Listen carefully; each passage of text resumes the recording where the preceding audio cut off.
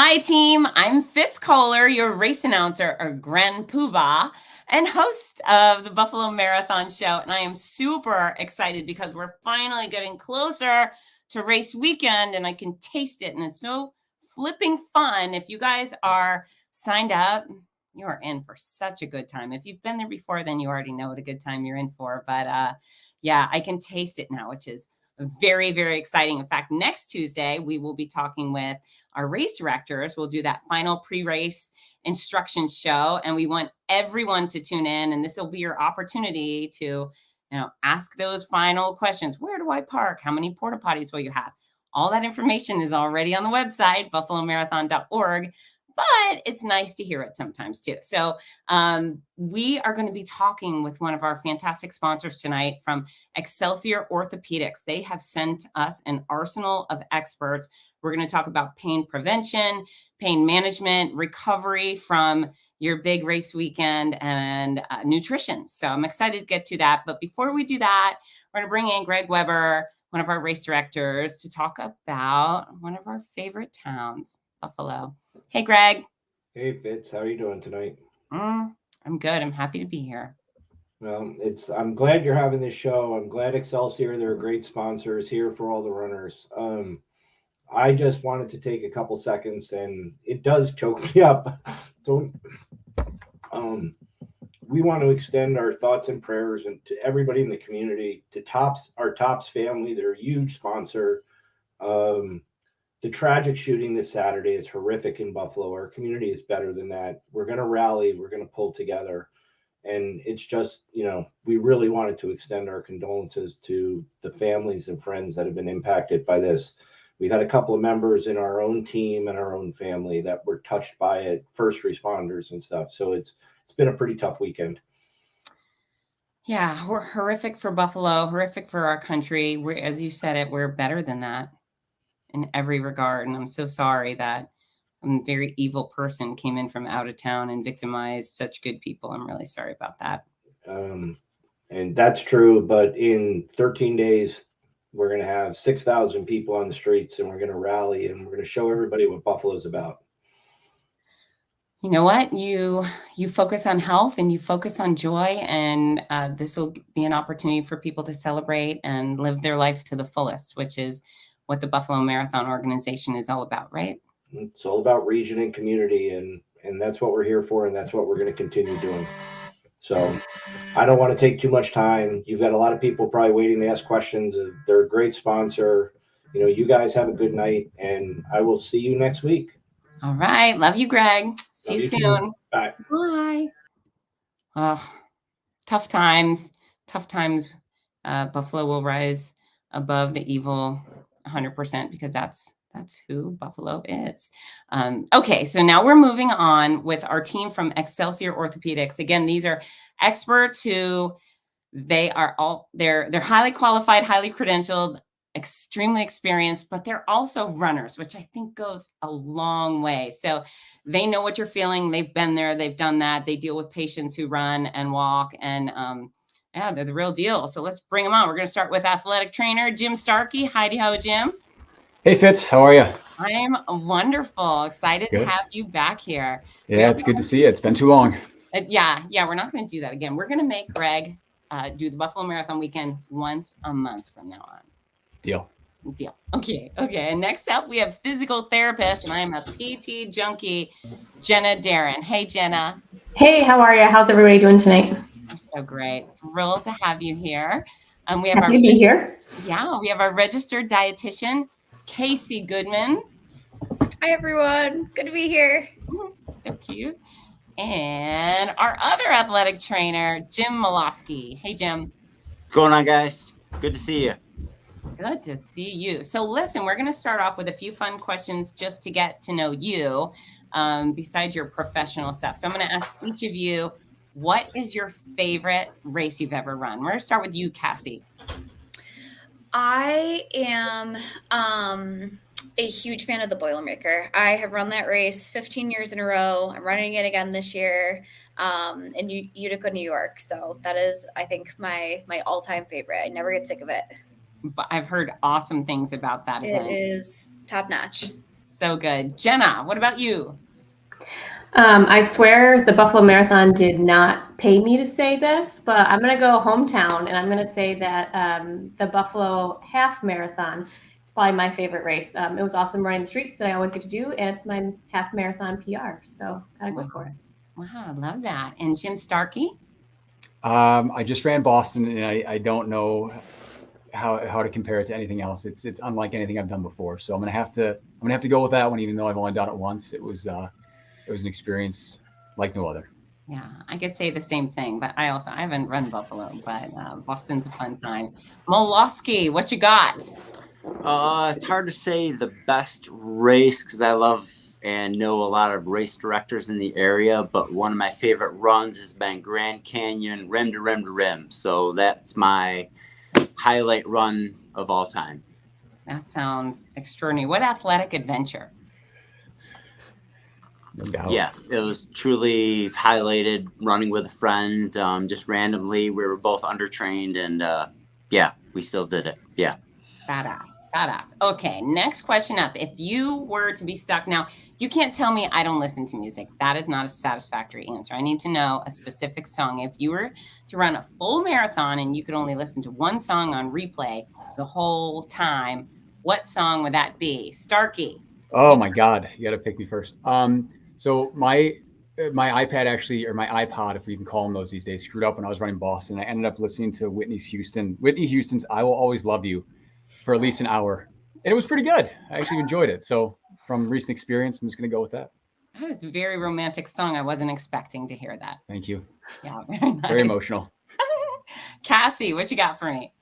Mine would be "Lose Yourself" by Eminem all day long. I could see that. Yeah, that's a great choice. Rough and tough. Jenna? Oh, this is such a hard question because I don't really listen to a lot of music. I would say thing coming to mind is going to be Tina Turner, "The Best." It was my wedding dance song, and I feel like when it comes on, I'm playing, I'm like, oh, okay, I can run a little faster, and brings me up. So I might hate it by the end of the marathon, but I'll stick with that. No, that's great. That's a really good one. My announcing partner, the junior poobah, the Buffalo Marathon, he loves Tina Turner, "Simply the Best," and "She's Got Legs." He likes to play that at a finish line, and I don't blame him. Nice. All right, Molosky, what about you? Because you're running ultras, so you're probably running for 50 miles. What song is that? Yeah, so I don't listen to music, but if something comes into my head, it's Tame Impala, "Elephant." It's a good one. Nice. That's a good one. That's a good one. It's a great one, mellow, but yet has a great beat to it, so you can just roll along with it. Okay, I like that. Do I know that song? Is that a popular song? Oh, it's yeah, I'm probably the oldest one on this panel, so it's a few years old. Yeah. Okay. All right. Well, those are good answers. We're going to ask you some more fun questions as the show goes on. I have a couple comments from our audience. Guys, remember, use your comment section wherever you are. If you have comments, if you have questions from our experts, feel free to chime in. This is Babs. We love Babs. She can't wait. She's raised a ton of money, and she'll be a return customer at Buffalo. So we're excited to have her. And then Tom Dinder volunteered both days. And normally it was, I don't know what that's about. Tom, info@buffalomarathon.org. That's where you send that question. All right, guys. So, and I'm a sport performance expert too. My master's is exercise sports science. I'm going to keep most of my thoughts to myself tonight because I know you guys have great answers. Let's start with Jim. Which one? Starkey. Thank you. Sorry. You can see where my eyes are going.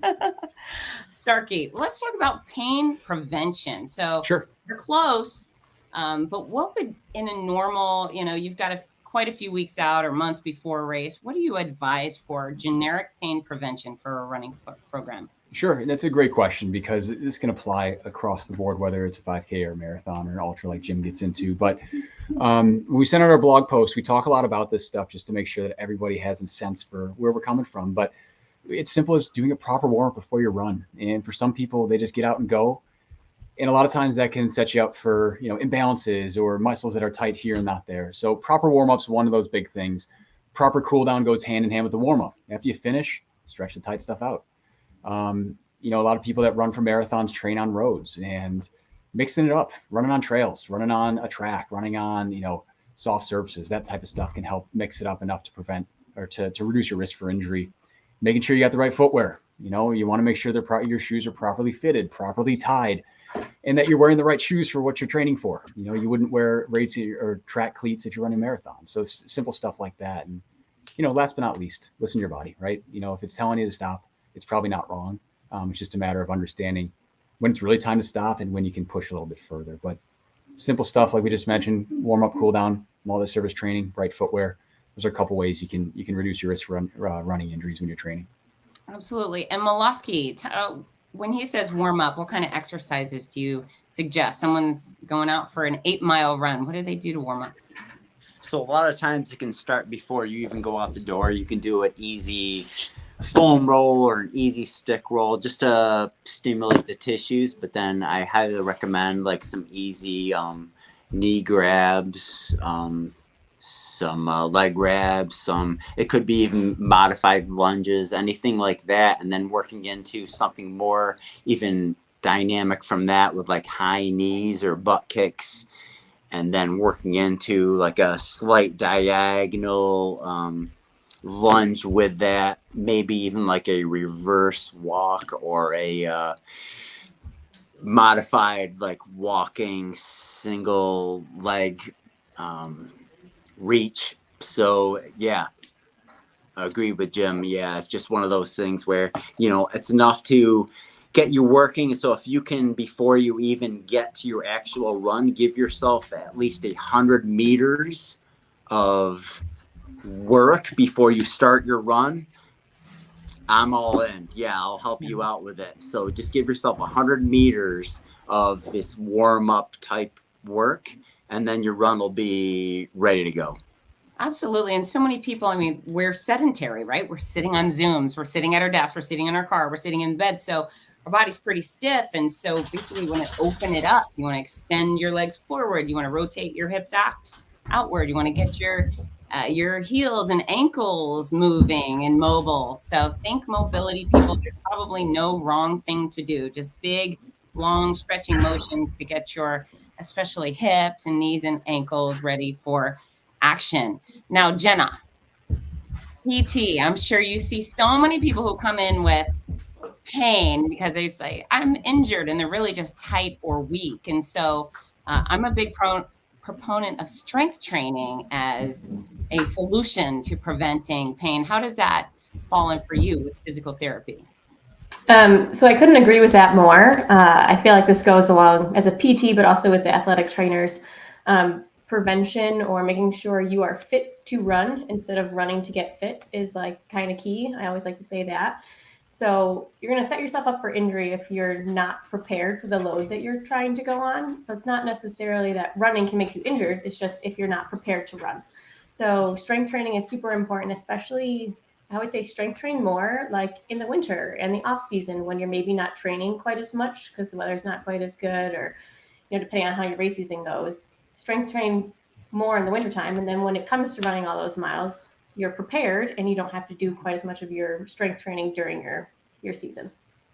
And let's talk real quickly about your favorite muscle groups to target while strength training. So Starkey, you first. Give me your top muscle group. If somebody's going to strength train only one body part as a runner, which body part would that be? Glutes. Yeah.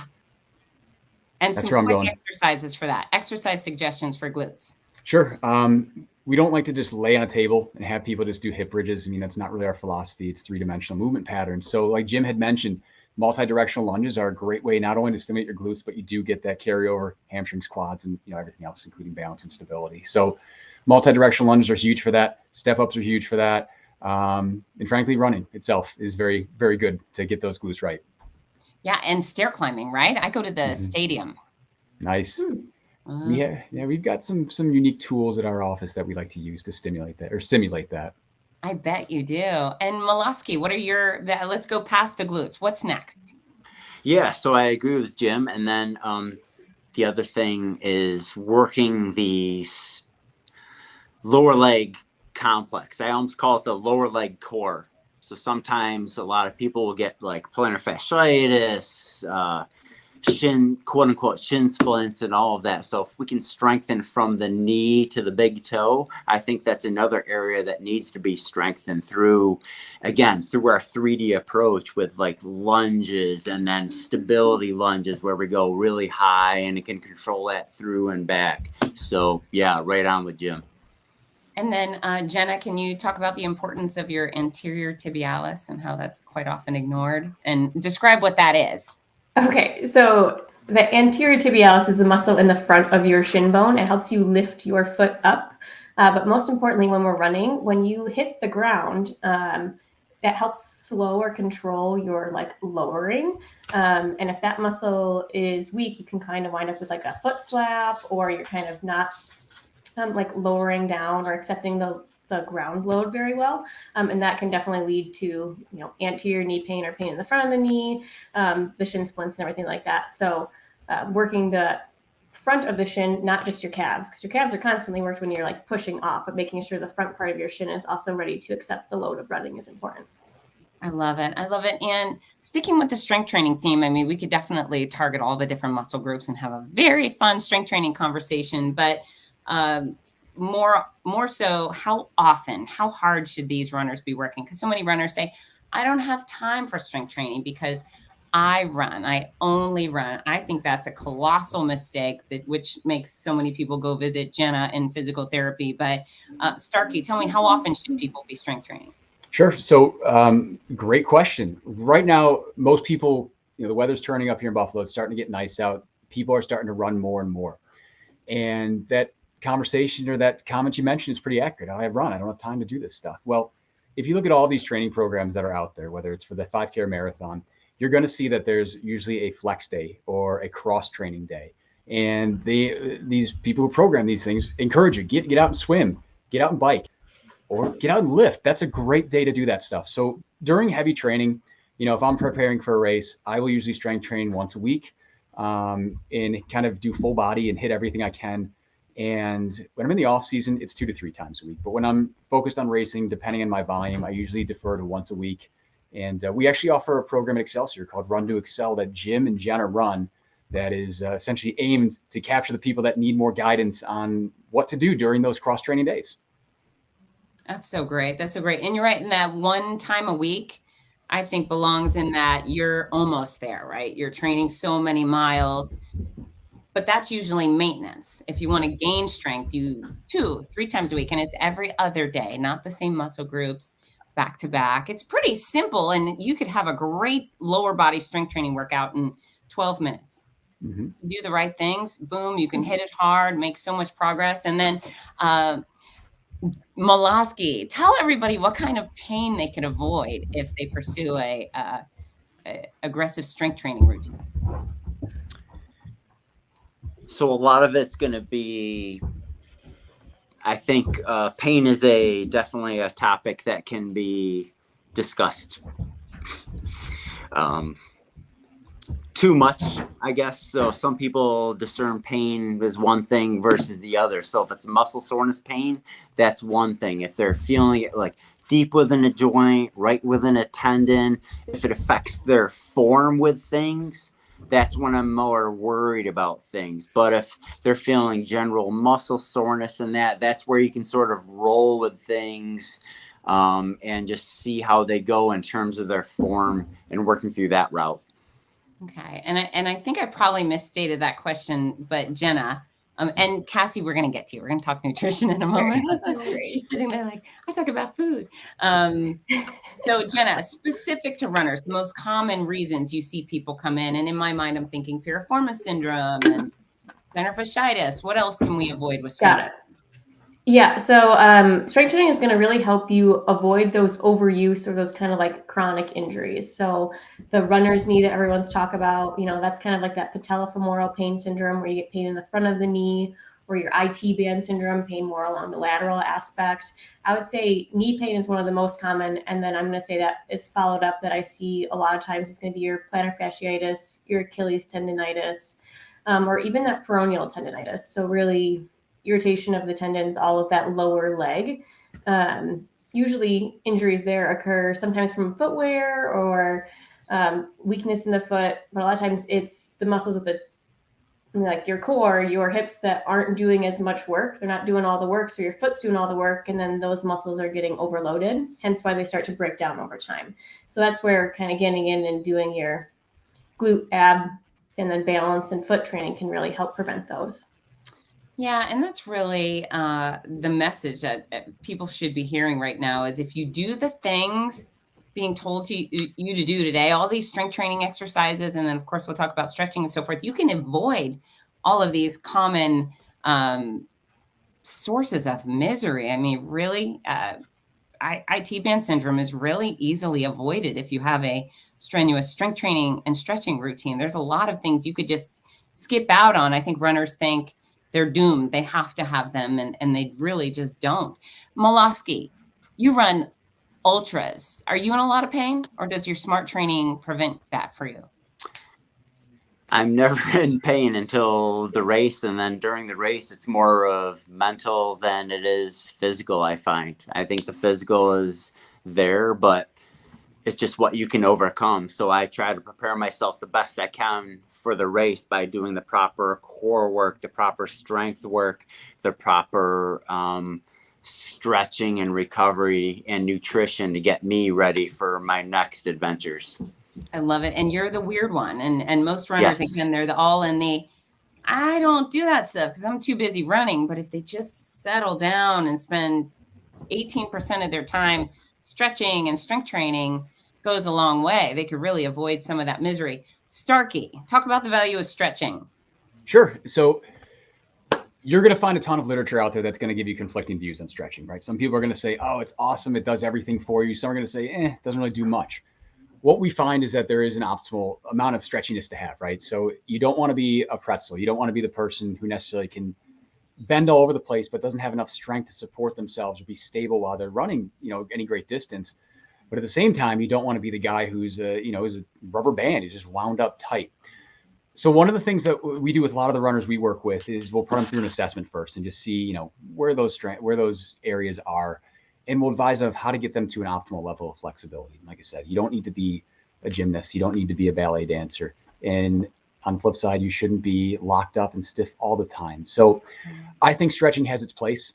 And I certainly think that it is more beneficial for people that have deficiencies than it may be for someone who's, I'm loose and limber and do it all the time, right?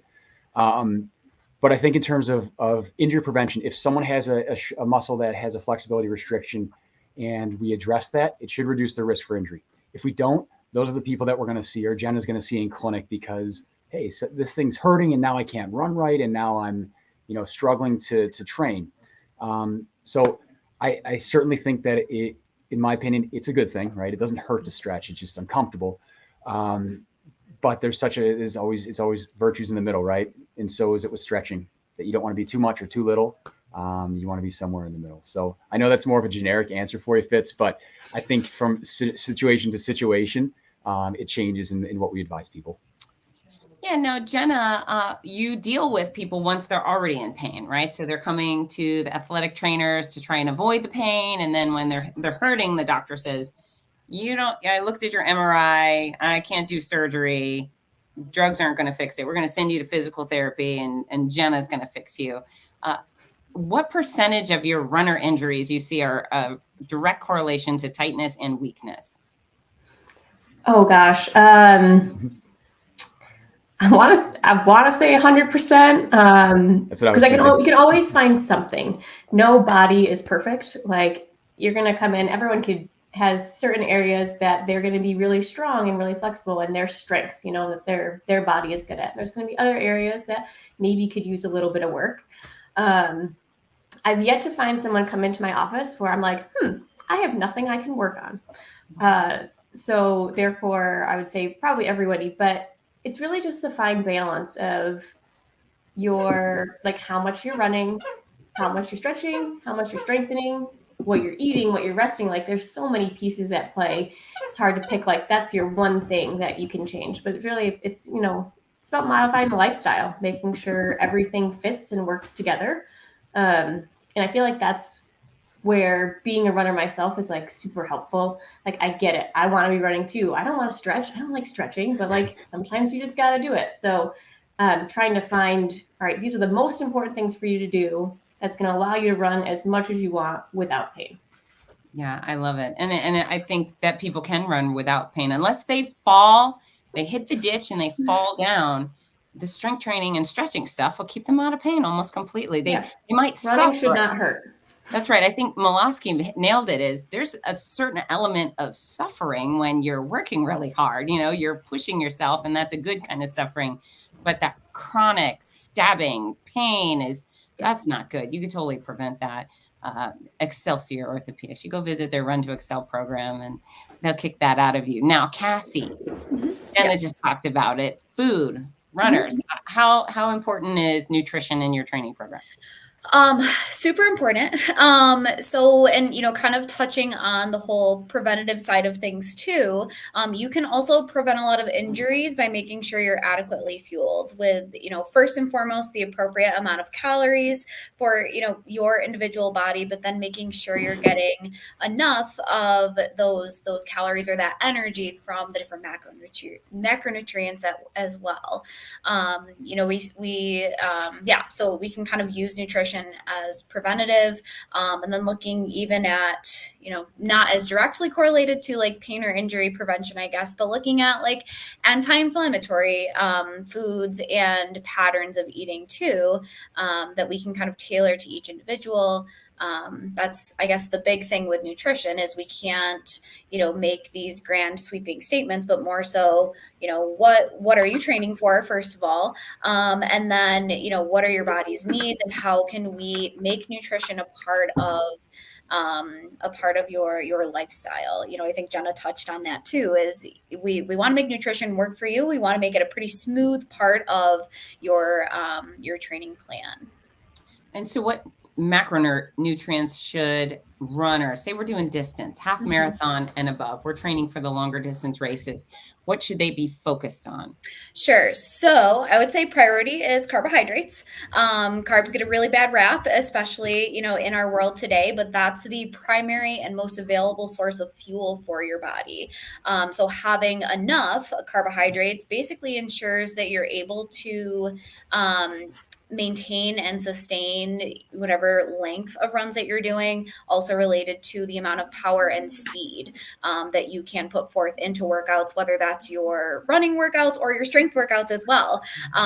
Basically, you know, any sort of aerobic or anaerobic, you know, types of training that you're doing are going to require a pretty hefty amount of carbohydrate. So, and that's individualized for everybody. And, you know, that's something that we try to, again, tailor to the individual, what works well, the timing of everything.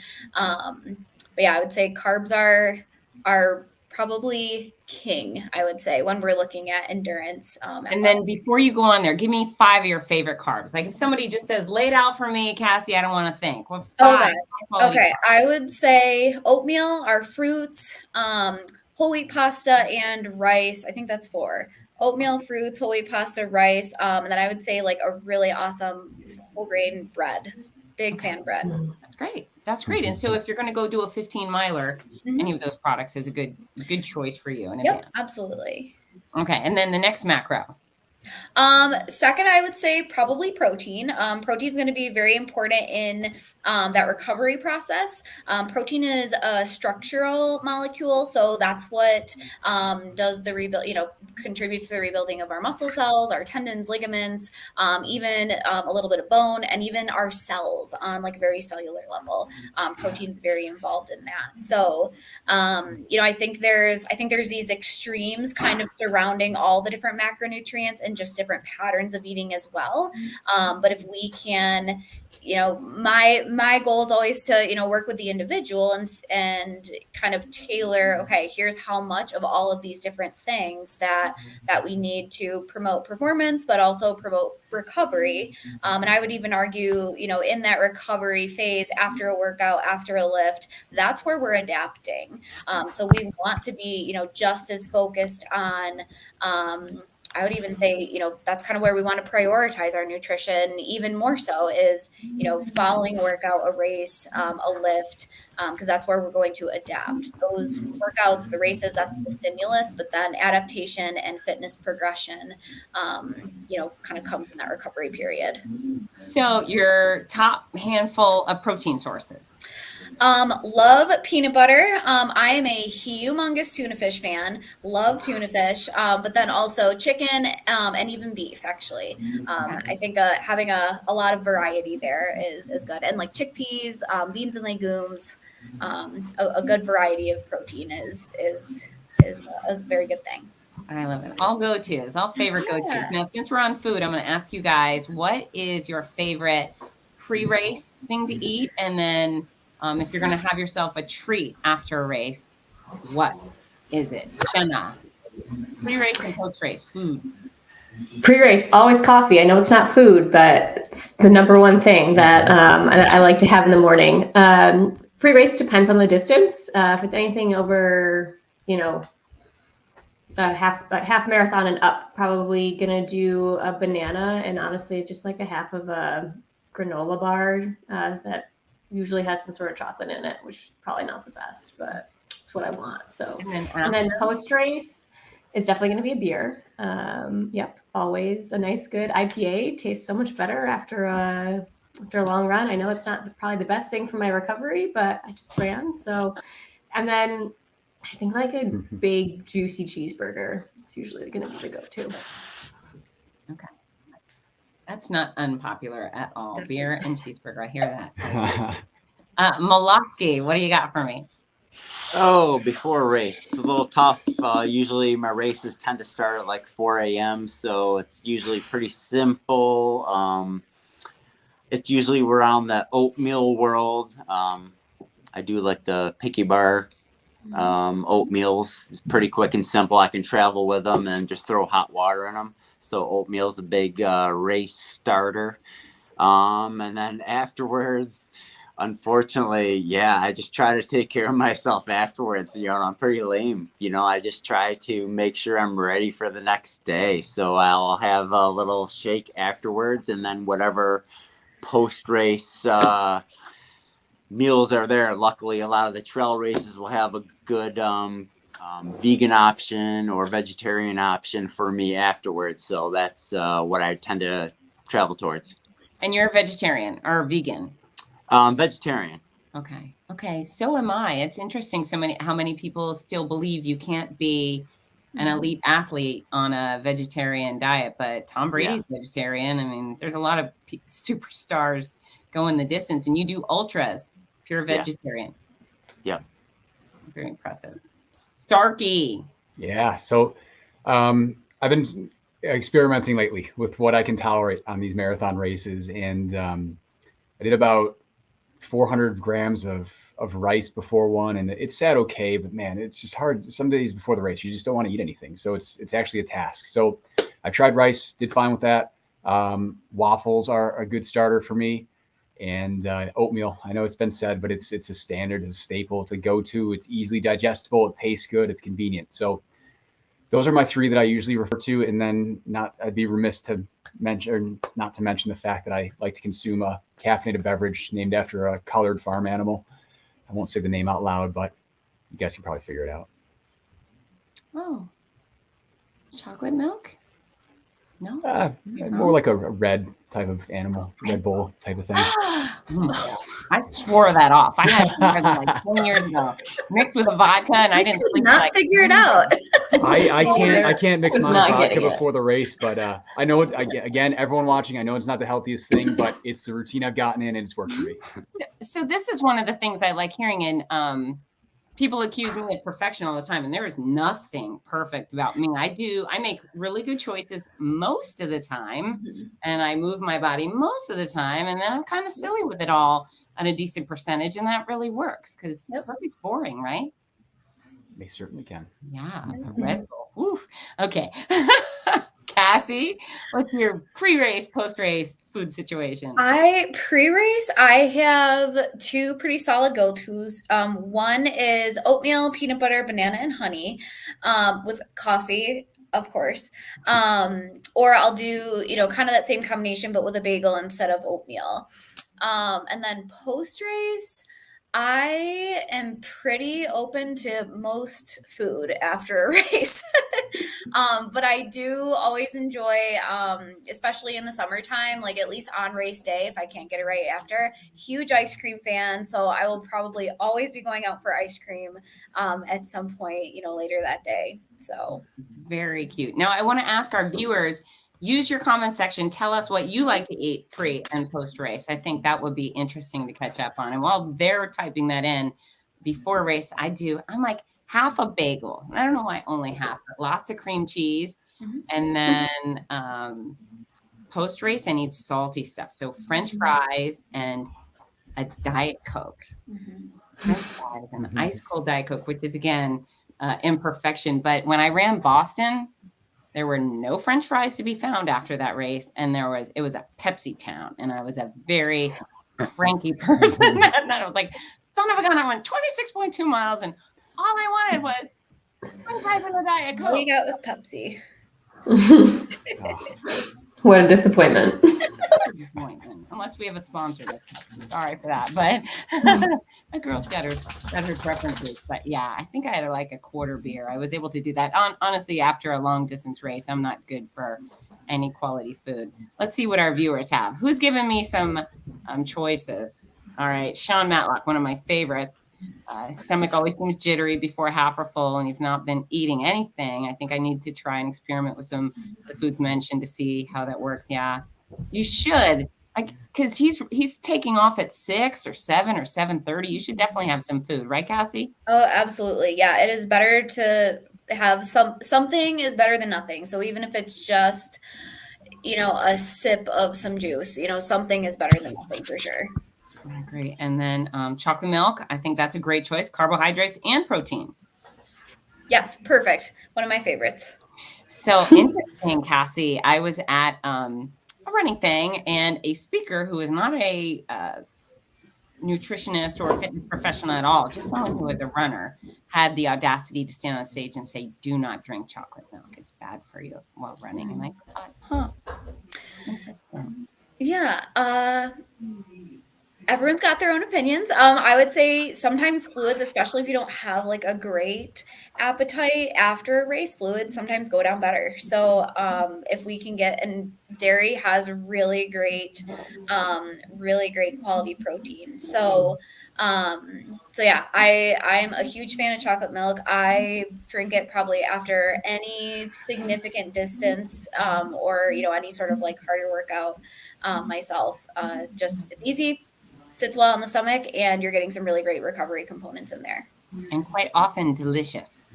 Yeah. Oh my gosh, for sure. And then Tim Patton. Oh, and Tim ran Coast Guard Marathon, and I think he was going to break 4 hours. That was his goal, and he ran 3:40. He broke his goal by 20 minutes. It was nice. Incredible. And he's a police officer, which we love. He's a police sergeant in Cleveland. So big fan of Tim Patton. Yogurt with berries, pineapples, banana, coffee, and Pedialyte. What do you think about Pedialyte, Cassie? I think it's great. Pretty comparable to Gatorade, just marketed more so for children, but pretty similar all around. So. Yeah, dang, Pedialyte. That's what all the college kids are keeping in their fridge in case they drink it. Also probably true. I have a college kid living in my house who has an apartment. I was like, why is there Pedialyte in this fridge? And then I went, oh, okay. All right. So, and then what about hydration, Cassie? Mm-hmm. Sure. So also super important, especially as we're moving into warmer months. Hydration is one of those things that in my opinion anyway, takes a little bit more strategizing and kind of trial and error just to see, what's the amount, what, types of electrolyte products, if we're using them, works well for us. But generally, I mean, we usually say drink to thirst. But then we can add in, especially for people who are heavy sweaters or just in the summer in general, if you're doing long distance or higher intensity workouts, probably a good idea to include some sort of electrolyte replenishment, whether that's Gatorade or Pedialyte. I'll even sometimes just sprinkle a tiny little bit of salt in my water. I also really enjoy the products from Noon, which are just little effervescent tablets. So not something we necessarily have to use all the time, but on those like really hot days, longer runs, harder workouts, definitely like kind of a part of that replenishment and recovery process for sure. So Brian had asked the question, can we also talk about salt intake, which I think is really important, but is there, Cassie, a mileage marker where you say you should switch from water to electrolyte beverage if you go beyond XYZ distance, or it's a certain temperature? Sure. I would say if we're time-wise, maybe even over like a half hour, depending, that kind of depends too, like if people are heavy sweaters. I'm a super heavy sweater like all the time, so I frequently consume electrolytes, but some people, everybody's different basically. But maybe just as like a general thing, even over like 30 minutes to half hour, maybe switch to electrolytes, especially if it's hot, especially if it's a longer race. If you're doing a race that generally would be maybe under an hour or something shorter than a half, maybe it's, not as much of a priority. But for something like the marathon or a half marathon, I would say, 30 to 45 minutes, maybe switch over to some electrolytes. Absolutely. And what about salt intake? Sure. So salt, that's generally what we're losing in our sweat, at least in the greatest amount. So ideally, our most electrolyte replacements or electrolyte supplements will have a sodium intake. If we can do that through food, I would even say like it's not a bad idea, maybe even before the marathon or right afterwards, even having something like salted pretzels on hand. Right before maybe your last kind of thing that you eat, just to get some extra salt in there, or using that as part of your recovery nutrition, just so that we're replacing the salt lost in sweat. You can also look for supplements like gels or goos. Sometimes they'll have a sodium content as well, which can be obviously beneficial. And if people do become deficient with their salt, what are the consequences? So Usually cramping. That's kind of also sometimes part of the like bonking process too. That has a little bit more to do with carbohydrate intake, but definitely that sodium replenishment is really important. Yeah, I actually ran Boston with salt tabs in my little fanny pack, and I thought, I avoided them for years because I just thought, ye gods, who wants to eat a pellet of salt? But Sure. it was like, I don't know, like a Flintstone vitamin or something like that. Yeah. I might say pickle juice. Pickle juice is Sure. the key for all my ultra marathons. Sure. Yep. I love pickles, but that just sounds hideous. Oh, it's great. It's great. Takes your Not cramps out unheard right of, away. that's for sure. Yep, not unheard of. I do hear that. Imagine if a race just had mile marker 17 was all pickle juice. Oh, I'd be in heaven. Are you running Buffalo?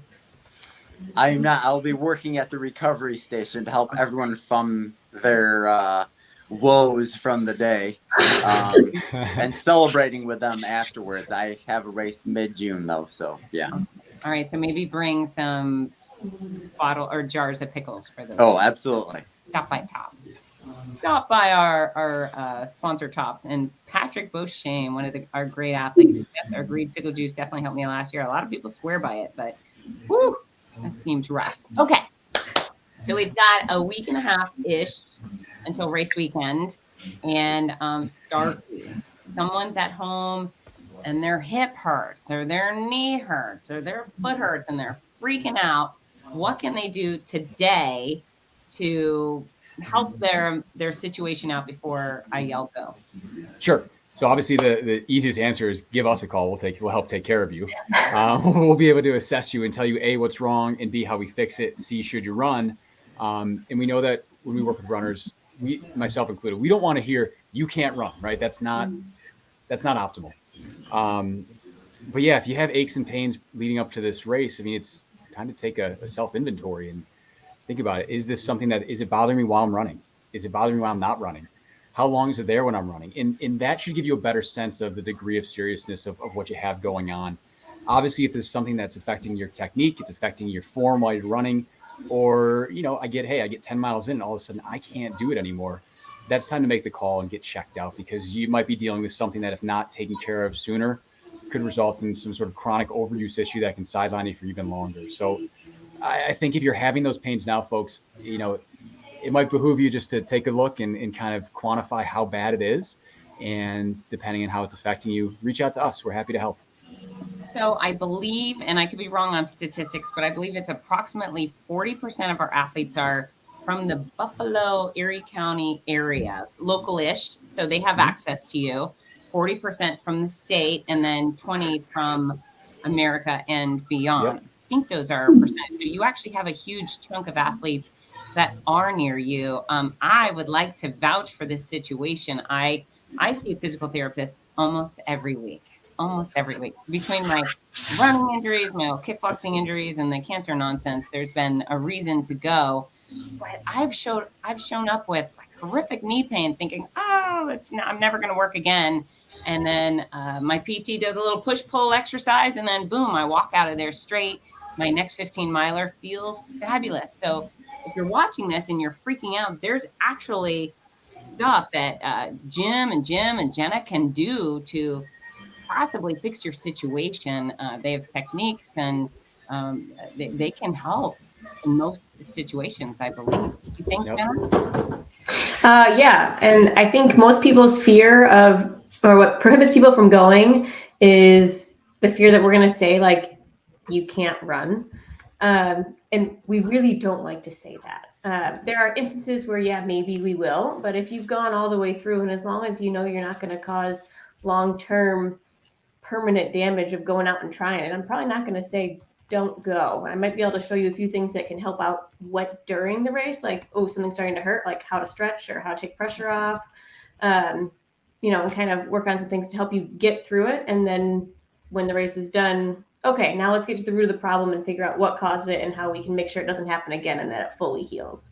So I always just tell people, don't run on it for forever until it's killing you and it's created a massive monster. Like, because you're scared, we're going to tell you to stop running. Like, come in, get it looked at. Even coming in for 2 or 3 times might be super helpful, and show you like things to do to help that injury, but also to make sure you don't wind up in our office for something more serious.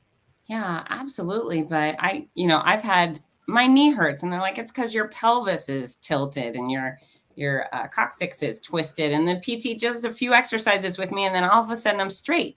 And maybe the pain in your foot is not because your foot is hurt. It might be because something up that chain is just a little cockeyed, and these folks can undo that cockeyed thing. And I also hear you have a massage therapist on your team.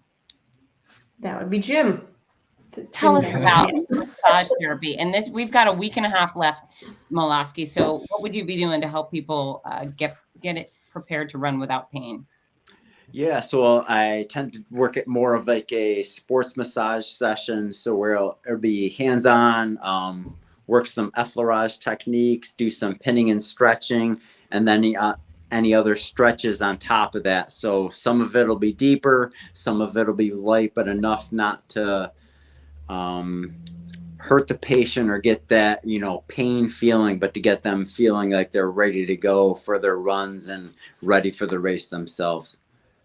No, that's outstanding. And folks, if you don't have access to Excelsior Orthopedics, say you live in Texas or whatever, all right, well, find the Orthopedic Institute or the great physical therapy place near you. There's likely something in your area, unless you live in a podunk place, and good for you because they're lovely. You should look for professionals like these in your neck of the woods because they really can help. Do you guys have any online resources for people to connect with you? Yeah, so we have our website is currently providing some information. If you go to our website, excelsiorortho.com, you can check out our Strides page. And our Strides page, Strides stands for Striving to Reduce Injuries During Endurance Sports. So it's an acronym. But anyway, on that page, there are some simple resources that people can look at. And it also gives you direct contact to us. So again, take a look at that. It's not super in depth, But we do have a ton of blog posts that went out for the Buffalo Marathon that you can find on the Buffalo Marathon website. Those will give you a lot of running specific type of tips, but anything above and beyond that, again, we can be your local resource. And like Fitz mentioned, everybody else, if you're not local, there are probably awesome resources around you. Take a look around and tap into them. Okay, so I have another question, which is a soapbox for me, but quite often I'll be at an expo and there's some sort of tape being sold. I'm not going to name any brands, but they've got some guys at the booth. Usually they're kind of a minimum wage employee who doesn't have any of your expertise, and they're taping people up and selling tape. What do you think about that? How beneficial is it? And what can you offer as far as taping? Molaski.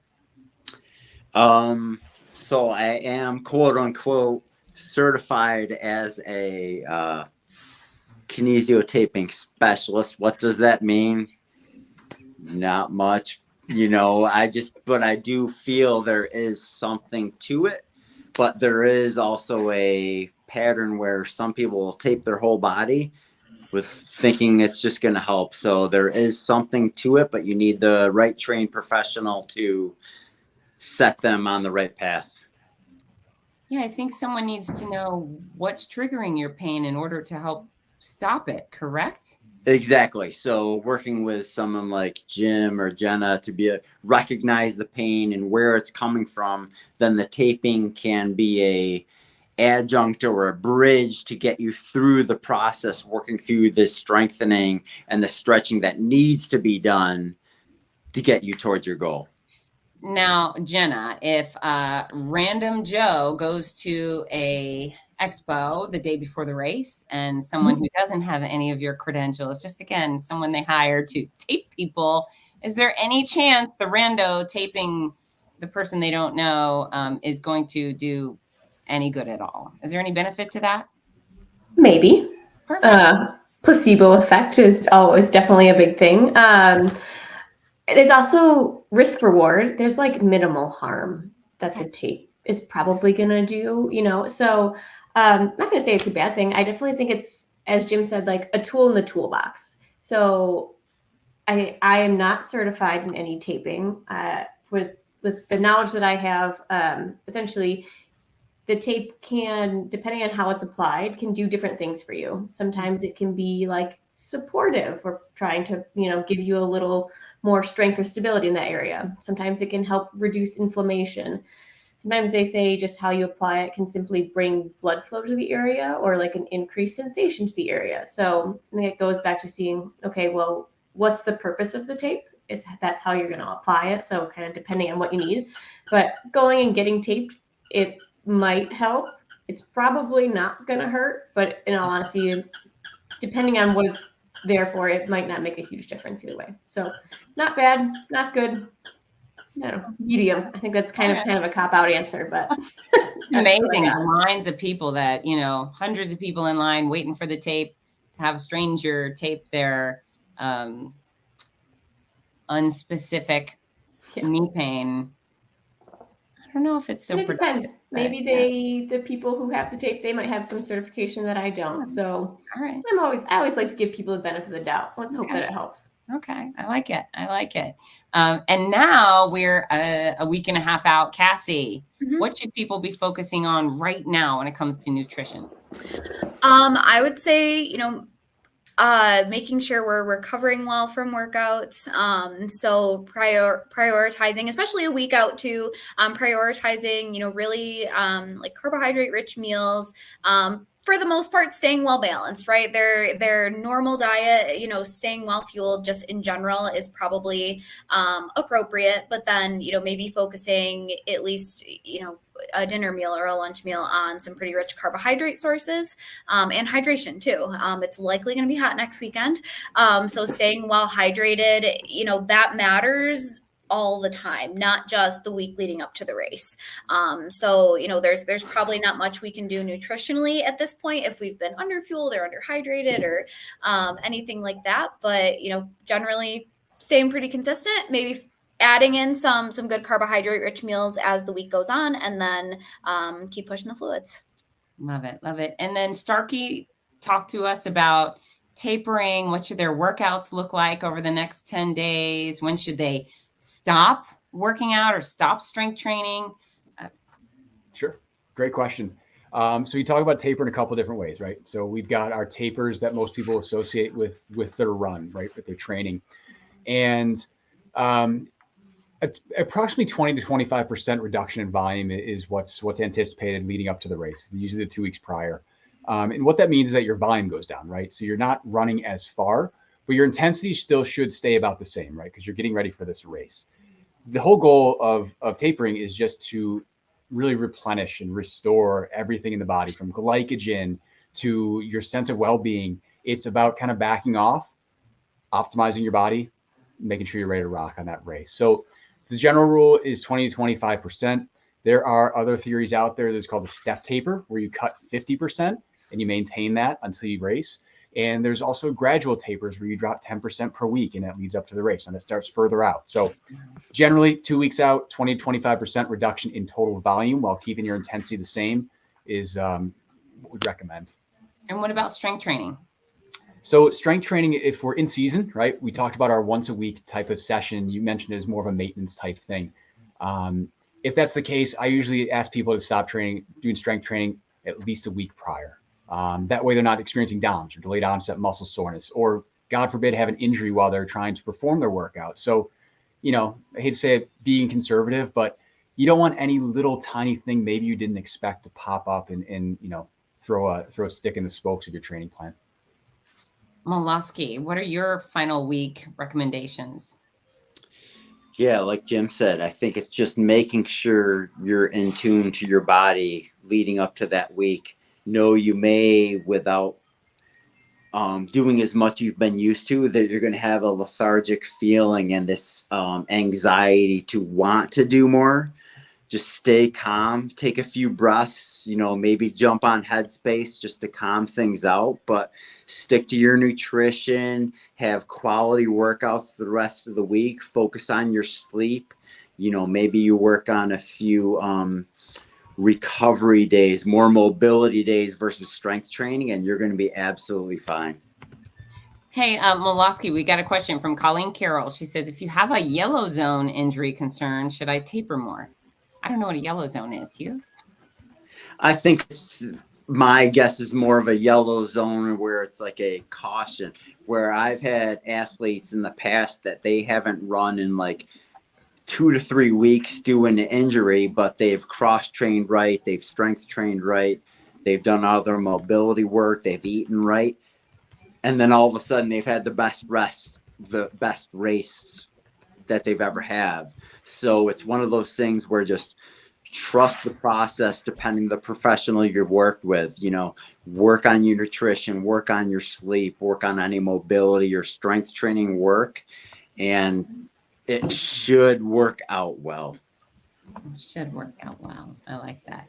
Hey, Tim Patton wants to know, carb load 3 to 4 days out, is that too much? Cassie? Oh, there's a lot of different kind of philosophies on carb loading. I would say in general, maintaining your normal diet, maybe with some really solid carbohydrate sources, up until like 2 or 3 days out is probably fine. And then focusing on some really carbohydrate rich meals,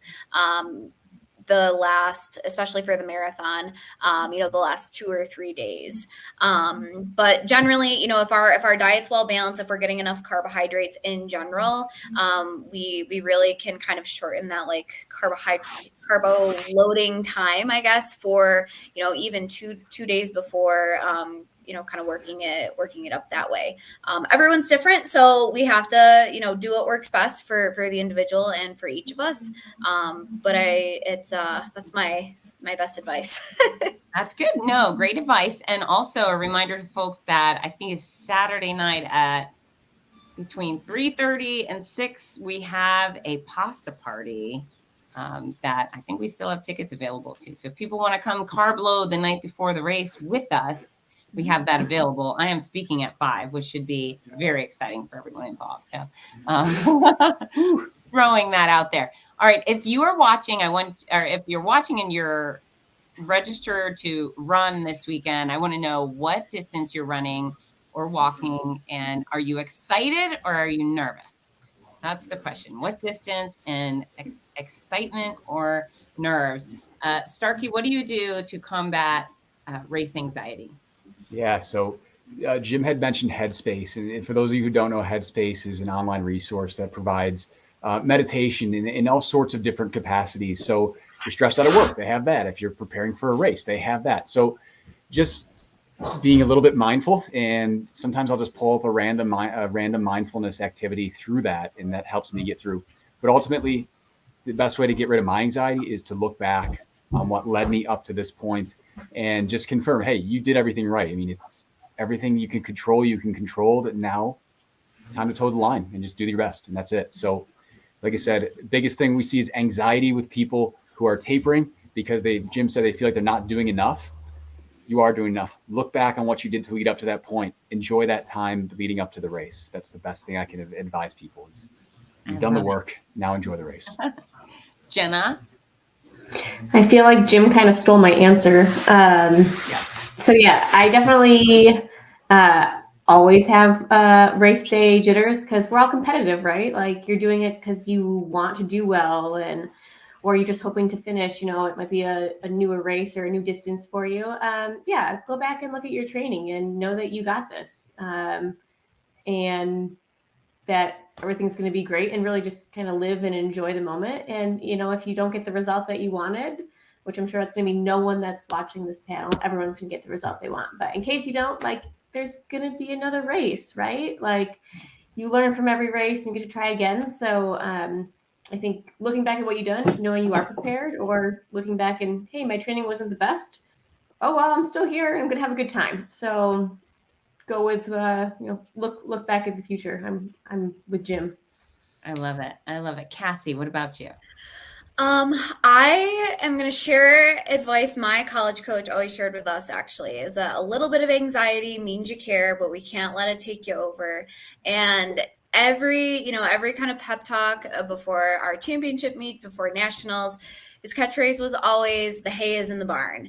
And basically just a reflection on, we've done the work, we've put our head to the grindstone, or whatever that phrase is, and we can't do no more. So we can do no more. So kind of just ruminating on, we've done the work, here we go. Just taking it in full stride. I'm a really big visualization person. I find it helpful to go through each part of the race in my head, but something that's always stuck with me is that, a little bit of anxiety is a good thing, but at the end of, that week leading up, it's just go time. So hay's in the barn. Most everybody, running the marathon, running the half this year, you've done the work, and it's go time now. Go time. Moloski. Yeah, I mean, I agree with everyone. Yeah, there just comes a point where you've put in the time, you've done your due process, you've had some people years working up to this, Yeah, for me, I've had many, mental health issues over the years. So it's one of those things where you trust the people, not only that have been there for you, but putting on the race, everyone's there for the same goal and process. So you don't have any stressors. You can focus about you, take a deep breath at the start line, and then you just go and have your day. And that's the key, is have your day, make it your day, and be you. I love it. Yeah. My 2 cents on that is, folks, this is not cancer. This is not war. There's absolutely nothing on this course to fear. So that's an emotion that just has no place at the Buffalo Marathon weekend. This is your victory lap. You've done the training. This is all about coming together with a bunch of really cool people in a really wonderful place and having some athletic adventure. And if you win it, well, great. I'd be very interested to know if there's any potential champions on this broadcast learning as they go. But yeah, you're out for athletic adventure. This is the definition of living large. And so I would fear being the person who never got off the couch, who never took part in life, who never put themselves out there. But to line up with us. It doesn't have to be a serious event. This could be very unserious fun and activity. And I wish everyone luck who is trying to achieve something great. But yeah, fear has no place at the Buffalo Marathon. It should all be joy, hard work, and joy. We can agree on those things. Who's that? Oh, Brian. I got to say, this guy, Brian, you have the best profile picture. It's so clear. He looks like maybe he's a doctor in a pharmaceutical ad. That's what I'm seeing when I look at Brian's picture. I'm thinking, that looks like a good picture. We've had Brando reach out. Thank you so much for volunteering for so long. We do not get to put on events of this magnitude without volunteers like you. So thank you, thank you, thank you. And then we have a couple of quick questions, and then I think I'm going to put everyone to bed. So we've got Dominic, who said when he turned 30, he had 2 back surgeries and was told he'd never walk again. Turns 40 on Thursday, and he's been training for 6 months, which is awesome. Cannot wait. He's doing the half, and his question is, he's hoping to go to Runner's Roost and get fitted. Is it too close to the marathon to run with new shoes, or do you think he can break them in on time? What do you think, Starkey? I'll give that one to you. Oh, we can't hear you. Where'd you go? My bad. Okay. You guys got me? Sorry. I knew you'd pick me one for this one. So 2 weeks out is pretty close to a race, right? And I like to put, and this is my opinion. This is not, I'll leave it to the experts in here as well with me. But, we're pretty close. And one of the things I don't like to do is break routine this close to a race, which means, I like to have all my stuff lined up. I like to know how the shoes feel that I'm wearing, where my hot spots are, how I need to tape my feet if I have to do that. So from personal experience, it might be a little bit close, but Jenna, Cassie, Jim, if you have any other thoughts on that, fire away, because again, this is just my experience, my 2 cents on this. And I'm interested to hear what you guys think as well. Malosky? Oh, go ahead. Yeah, you. I'm talking to you, Malosky. Oh, okay. Yeah. So for me, it's one of those things. If it's the same model, you're probably good with getting and rolling with it. But if it's something completely new, and the good news is Run2Roost does a great job and fitting and all that, but you don't want to get a completely new model. I agree with like this close to the race. But if it's like similar and you have time to try it out, it's reasonable. But I would recommend just sticking with your old model. If you have no issues with your old model, there's no sense to change right now this close. And I would piggyback off that. I have made the mistake of running in brand new shoes, the day after I got them, but also have, gotten a new pair of the same model that I've been running in for years and had no issues. So I think it really kind of is like the familiarity with the style of shoe, the brand of the shoe, how, you've responded to a new pair of shoe in the past, blisters versus not. So yeah, made mistakes, but also, had it work out okay using the same model. Okay. All right. So he's got some options there. And then Patrick wants to know, he said he hasn't been able to run in 2 weeks because COVID took him out. Should he do a day or 2 of strength training this week to help? He usually strength trains 2 to 3 times a week. Who's got some ideas on that? Who's got an answer? I guess I'll go on that. Well, I think the big question back for Patrick is, are you feeling better? If you really shouldn't be running if you have a fever, if you have a consistent cough that you can't, breathe when you're just doing regular daily activities, like exercise might be tough. I definitely think if you're feeling better, you don't have that fever, you're able to get through your day-to-day activities with fairly good energy level, I definitely would start doing some more physical activity. So yeah, you could start with the strength training, some mobility stuff, do like a run block, test that out. Obviously I would test it out before you try running, or before you try to run the race. And what about strength training? That was specifically his question. Yep, I think that would be fine. So try not to lift so heavy that you're getting super sore, but more of like a general 30 minutes, something that you're used to doing, not getting too high on the weights, but more like repetition wise, more reps, less weight, I guess, if that's what you're used to lifting. But yeah, I would think that would be safe, but I would still kind of taper off on that and try to make sure you're not super sore after your lift, like the week leading up. So maybe like next week or like 4 or 5 days before the marathon.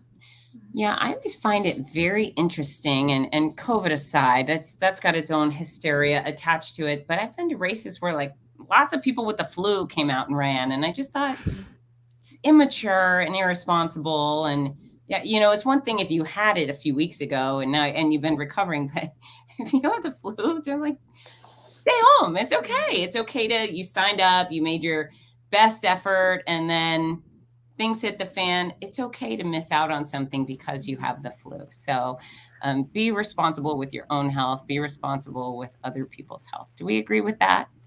Absolutely. Yeah. It's weird to watch people like, but I have a race. I'm like, oh, okay, there'll be more races. Yes.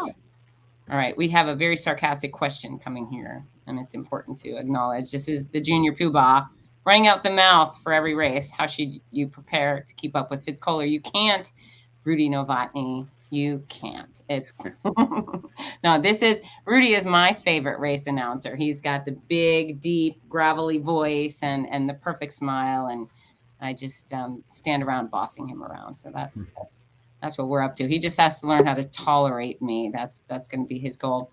All right. Patrick might be giving a little TMI here. Symptoms are gone and going for a chest x-ray to see if the damaged lungs. So went to the gym and was okay. All right. Sounds like you're doing good, Patrick. All right. Does anyone have any more questions for our experts from Excelsior Orthopedics before we allow them to go to bed? What time is it over there? It's the same 8:12. It's not so bad, right?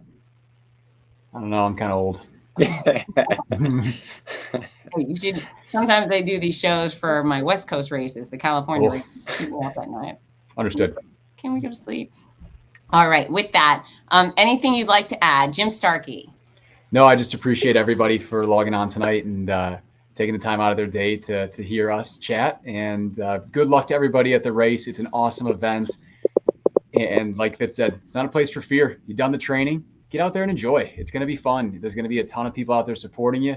And come visit us after the race. We'll be upstairs in the convention center, getting people stretched out and hopefully feeling a little bit better about completing the half or full.